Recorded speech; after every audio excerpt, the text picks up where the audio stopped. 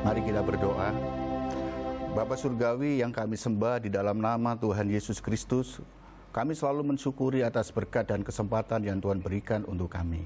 Dan pada sore hari ini kami boleh belajar kebenaran firman Tuhan. Biarlah firman-Mu menjadi penuntun dan penguat, penghibur bagi kehidupan kami.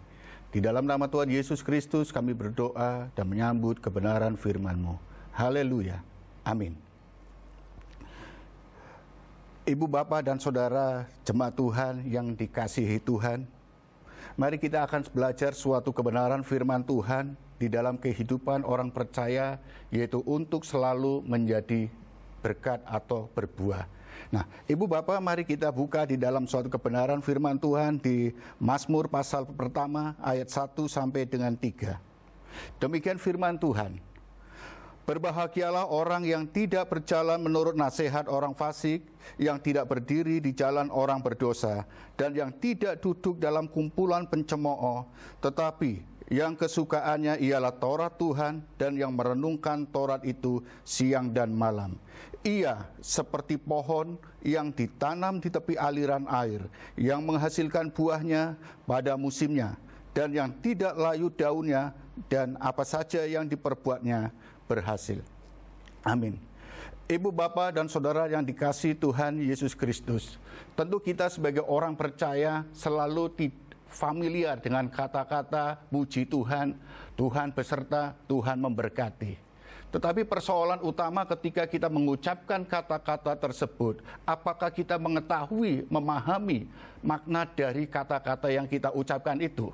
Ketika kita berbicara puji Tuhan, itu berarti bahwa hidup kita harus selalu memuji Tuhan. Kita harus selalu bersuka cita kepada Tuhan. Dan ketika kita berkata Tuhan memberkati, pertanyaan yang perlu kita renungkan, apakah kita sudah merasakan dan kita menyadari bahwa Tuhan memberkati kita? Berkat Tuhan bukan berbicara material saja atau uang, harta, kekayaan, tetapi segala kesempatan ataupun dalam kondisi apapun itu juga berkat Tuhan.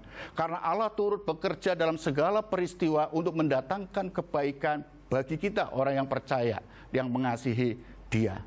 Dan ketika kita berbicara Tuhan beserta, maka kita harus memahami dan mengerti bahwa penyertaan Tuhan itu tidak di dalam situasi kondisi tertentu, tetapi dalam segala hal Tuhan selalu beserta dengan kita.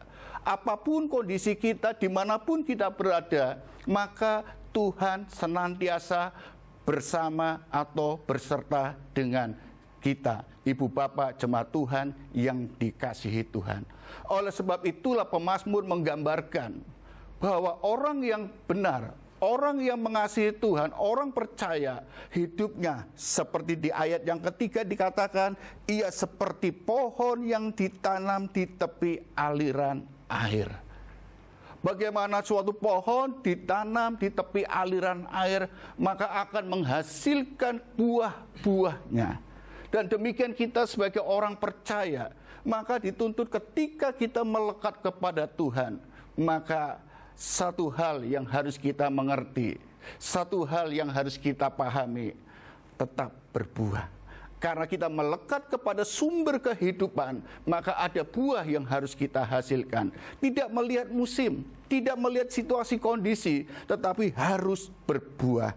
Dan ketika kita ditanam di tepi aliran air yang menghasilkan buahnya pada musimnya, dan yang tidak layu daunnya.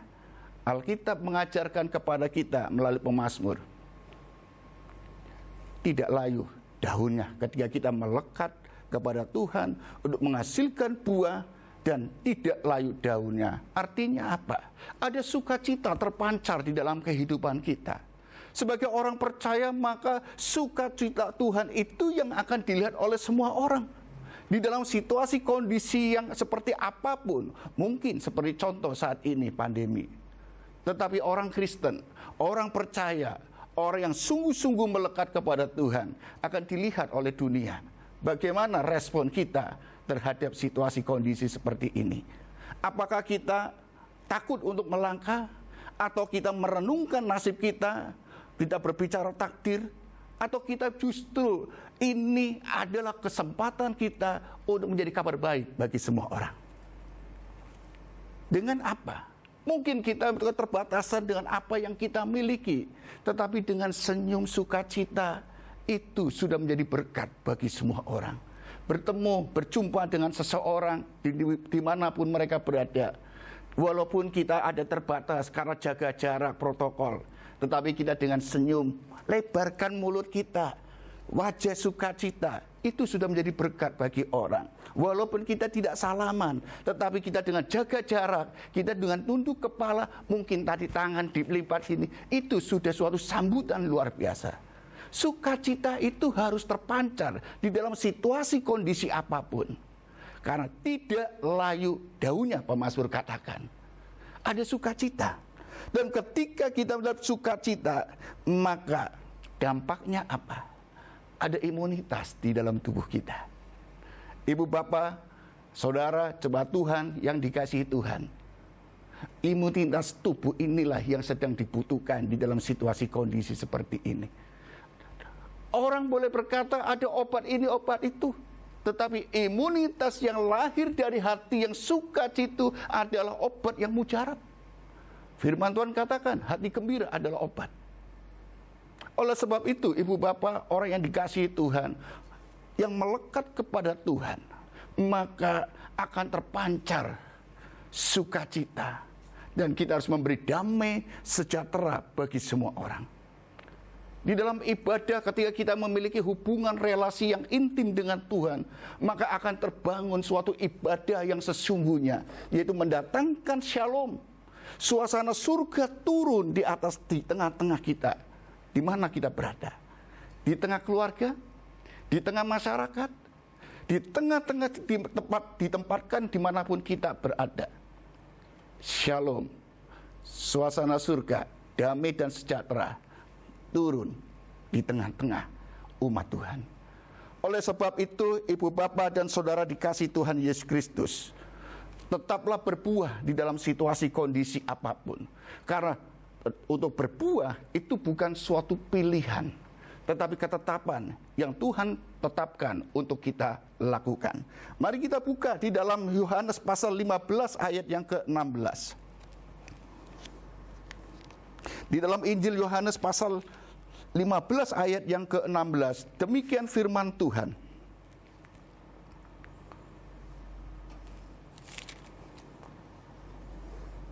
Bukan kamu yang memilih aku, tetapi akulah yang memilih kamu. Dan aku telah menetapkan kamu supaya kamu pergi dan menghasilkan buah. Dan buahmu itu tetap. Supaya apa yang kamu minta kepada Bapa dalam namaku, diberikannya kepadamu. Jadi untuk hidup berbuah itu bukan pilihan, mau atau tidak. Tapi Tuhan sudah tetapkan, ibu bapak, saya, dan jemaat Tuhan semuanya tetap berbuah. Itu suatu ketetapan. Bagaimana kita untuk berbuah? Sehari-hari kita memiliki aktivitas. Sebagai ibu rumah tangga, sebagai pekerja, sebagai pedagang, sebagai hamba Tuhan, pelayan Tuhan, ataupun profesi apapun, disitulah tempat kita untuk berbuah. Dan ketika kita sadar bahwa kita ditempatkan dalam profesi apapun, Tuhan sudah tetapkan, berbuahlah di mana ibu bapak berada. Lewat apa? Lewat kesaksian. Berdaganglah dengan menjadi berkat. Menjadi ibu rumah tangga, didiklah anak-anak, kasihilah suami dengan sungguh-sungguh, supaya keluarga diberkati Tuhan dan menyenangkan hati Tuhan. Sebagai pengajar, guru, atau apapun profesi yang lain, mari saatnya kita mendidik anak-anak, supaya kita mencetak anak-anak, mencetak remaja, generasi penerus, menjadi generasi yang takut Tuhan. Dan suatu saat dia akan mengubah dunia ini. Sebagai hamba Tuhan, kita patut untuk memberikan suatu pemahaman yang benar. Kita harus mengedukasi masyarakat, mengedukasi keluarga, bagaimana hidup berjemaat, bagaimana hidup bergereja, bagaimana kita hidup bermasyarakat, dan terlebih apa itu iman yang sesungguhnya. Banyak orang senantiasa membenturkan hal yang iman dengan perbuatan, antara ketakutan dan keberanian. Ibu bapak, saatnya kita ini ketika kita sadar fungsi kita untuk mengedukasi masyarakat, baik itu tentang kebenaran firman Tuhan ataupun kita hidup etika bermasyarakat, maka sudah saatnya kita mengajarkan mereka. Firman Tuhan katakan, kasihilah Tuhan Allahmu dan kasihilah sesama manusia. Ketika ibu bapak mengasihi Tuhan dengan sungguh-sungguh segenap hati, maka mari kasihilah sesama kita di mana sekitar kita ada. Banyak saudara-saudara kita yang kekurangan. Mari kita ulurkan tangan, mari kita bantu. Saya seringkali berjalan, ketika saat-saat 3 bulan, kadang sore saya keluar, saya bawa beras kadang 3 kilo, 2 kilo. Kadang saya berjalan, lihat banyak jemaat kita yang kurang. Apalagi ketika Ramadan, mereka duduk di pinggir-pinggir jalan. Kadang saya mampir, kok orang ketemu ini lagi. Saya keliling. Mari kita mengasihi Tuhan dan juga mengasihi sesama kita. Jangan kita selalu berbicara vertikal, keberanian untuk melakukan ibadah. Tapi mari kita sadar, banyak orang yang harus kita sayangi, karena mereka dibutuhkan oleh banyak orang. Tuhan masih membutuhkan kita. Tuhan masih membutuhkan ibu bapak. Tuhan masih membutuhkan semua anak-anak Tuhan untuk menjadi kabar baik bagi semua orang. Oleh karena itulah ibu bapak dan saudara dikasih Tuhan Yesus Kristus, mari tetap berbuah, karena berbuah itu adalah ketetapan, bukan pilihan. Yang kedua, mengapa kita harus berbuah? Kalau kita melihat di dalam Filipi pasal 1, di dalam Filipi pasal 1 ayat 20 dan 22 dikatakan demikian firman Tuhan. Sebab yang sangat kurindukan dan kuharapkan ialah bahwa aku dalam segala hal tidak akan beroleh malu, melainkan seperti sedia kala. Demikian pun sekarang Kristus dengan nyata dimuliakan di dalam tubuhku, baik oleh hidupku maupun oleh matiku. Karena bagiku hidup adalah Kristus dan mati adalah keuntungan. Tetapi jika aku harus hidup di dunia ini, itu berarti bagiku bekerja memberi buah. Jadi mana yang harus kupilih? Aku tidak tahu. Yang kedua, kenapa kita harus tetap berbuah? Karena Kristus harus dimuliakan lewat kehidupan ibu bapak. Ingat siapa aku ini? Tuhan sudah tetapkan kita untuk berbuah. Dan Tuhan memberikan identitas kepada kita menjadi garam dan terang bagi dunia ini. Ketika kita sadar bahwa kita ini adalah terang bagi dunia ini, tentu bukan terang kita kalau sebagai terang kita mencari posisi-posisi, tetapi siapa yang membawa terang itu dibawa kemana? Tuhan sudah pakai ibu bapak, Tuhan sudah pilih, Tuhan sudah tetapkan ibu bapak untuk berbuah. Mari kita serahkan kepada Tuhan. Tuhan, silakan Tuhan mau taruh di mana. Dimanapun ibu bapak berada, dimanapun ibu bapak ditetapkan, baik itu lewat di tengah-tengah masyarakat ataupun di dalam pekerjaan, maka harus tetap menjadi terang. Ketika kita menjadi terang, maka kita akan menunjukkan jalan-jalan bagi semua orang. Mari kita tetap ajarkan kebenaran firman Tuhan. Mari kita tetap beritakan firman Tuhan. Mari kita tetap selalu menjadi saksi bagi semua orang lewat kehidupan kita. Menjadi garam, tentu kita harus memberikan suatu perubahan bagi masyarakat. Baik lewat ajaran kita ataupun lewat tindakan-tindakan kita. Ketika kita melakukan dengan ajaran-ajaran kita, tentu sumber utama adalah kebenaran firman Tuhan. Ketika firman Tuhan menjadi dasar pengajaran kita, maka apa yang harus kita kerjakan? Sudahkah kita mempelajari firman Tuhan? Sudahkah kita hidup sesuai dengan firman Tuhan? Sudahkah kita itu mempelajari, membaca, menjadi gaya hidup kita sehari-hari membaca firman Tuhan? Jadi jangan sampai kita itu mengajar kebenaran firman Tuhan, tetapi kita sebagai apa? Mencari-cari, menurutku ini benar. Tidak. Firman Tuhan menjadi standar, menjadi pedoman, menjadi kerangka berpikir ajaran kita. Dan di dalam tindakan kita harus selalu berpadanan dengan firman Tuhan. Karena ketika kita hidup, kita berpadanan dengan firman Tuhan, maka yang kita akan dapatkan luar biasa. Ada pembelaan dari Tuhan. Karena Tuhan tidak akan membiarkan hidup kita sendiri. Tuhan beserta dengan kita. Hidup kita akan dicukupkan oleh Tuhan. Karena Tuhan memberkati ibu bapa dan saya. Hidup kita akan selalu dengan sukacita. Karena kita selalu mengatakan puji Tuhan. Memuji Tuhan senantiasa. Selalu. Oleh karena itulah ibu bapa dan saudara yang dikasihi oleh Tuhan Yesus Kristus. Mari kita muliakan Tuhan. Dengan tetap berbuah. Lewat apapun profesi ibu bapa. Memang saat ini kita susah. Rasul Paulus ketika mengatakan demikian. Dia dalam kondisi yang sulit. Dia dalam penjara, hidup susah. Tetapi kenapa Paulus mau untuk hidup di penjara? Karena dia melihat hidupku untuk memuliakan Tuhan.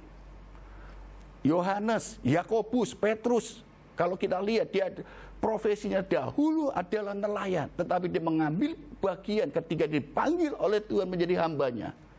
Dan dia hidup dengan penderitaan demi penderitaan. Tetapi dalam sukacita Tuhan mengalir dalam hidupnya. Kenapa dia memilih mengambil bagian melayani Tuhan? Karena dia hidup untuk berbuah, itu memuliakan Tuhan lewat kehidupannya. Nah, ibu bapa dan saudara dikasihi Tuhan Yesus Kristus, mari ibu bapa harus tetap berbuah di dalam kondisi apapun. Suka atau senang, duka ataupun nestapa, mari kita tetap berbuah. Karena apa? Tuhan beserta dengan ibu bapa. Oleh sebab itu bagaimana kita harus merespon untuk tetap berbuah? Yang pertama, lakukan dengan yang terbaik. Apapun kesempatan yang ada di depan kita, mari lakukan dengan sebaik-baiknya.